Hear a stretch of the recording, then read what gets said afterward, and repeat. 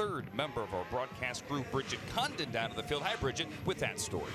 Andrew and MJD, Lindsey Scott is his name, and he's had a unique path to here today at the Rose Bowl. He was a three-star recruit out of high school, recruited to play at LSU, spent a year there, but overall had a 7-year collegiate career, spending time at 5 different spots. His last stop was Incarnate Word, where he played this past season. Threw for 60 touchdowns, almost 5,000 yards. He earned himself the Walter Payton Award, given to the best FCS player. I talked to him this week. He said he wants to come out here and prove that even though he's from a small school, he still has what it takes to be successful at the next level. What's given him that confidence to be successful? He says his preparation and everything he's gone through to get to this point. He calls today a blessing. He has had quite a week. 2 interceptions this week. He's coming from a small school. He said, I need to open these scouts' eyes, just show them that I can compete with the best. He says, I know everyone loves football, but I love football on a different level. I said, what do you mean by that? He says, I eat, sleep, and drink football. You saw on that drive, Amari DiMercato was stepping up for this team. What a month that this guy has had. He's from Inglewood, California. He played his last college game at SoFi, right across from NFL Network, in his hometown. He was a big reason why they got to that game, had a career-high rushing yards in the semifinal against Michigan.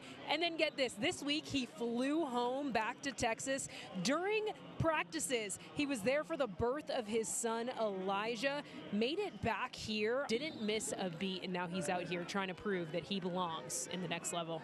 Coach, you said this week that you were going to make it hard on your former player, Eddie George. Icing the kicker, you're pulling out all the stops. It's only first half. One of your teammates just walked by and said he's just a kid from East Carolina. You were at the Hula Bowl. You won MVP. You got invited to this game because of your performance there.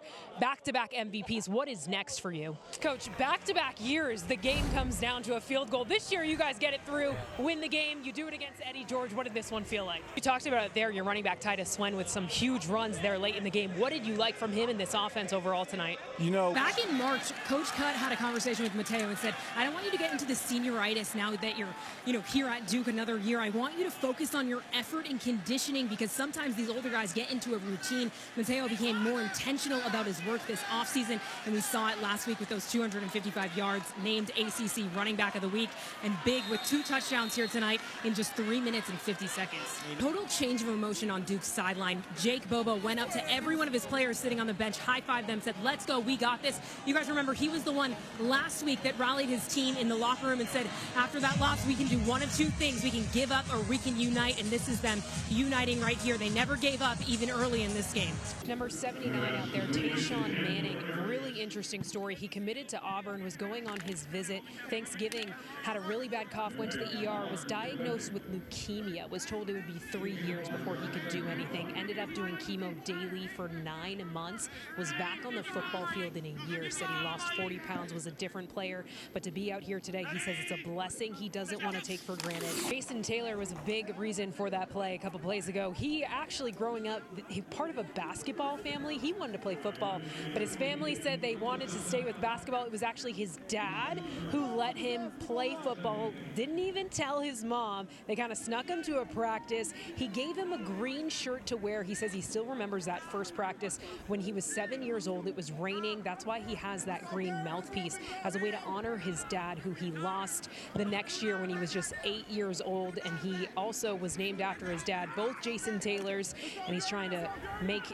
a name for himself and his dad, and wants to show that he's one of the best safeties in the country out here. This week is, of course, about football, but it's more than football. Every night at the hotel, there's been this thing called NFLPA University, where players talk to former and current NFL players about what it's like getting an agent, the finances, what goes into life after football. One of those players was Donovan Carter, who played in this game 10 years ago, never played in the NFL, instead was an actor in Ballers.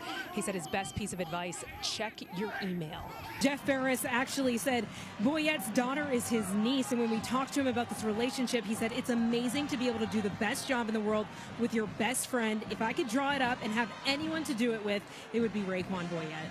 I talked to Coach Washington coming out of the locker room. He said, we expect to win this game. He said everything's going according to plan on the offense. He wants to run the clock, limit Duke's chances on the field. He said on defense, though, they're playing horribly. He said the secondary looks awful, and they need to put pressure on the quarterback and just be better all around on defense.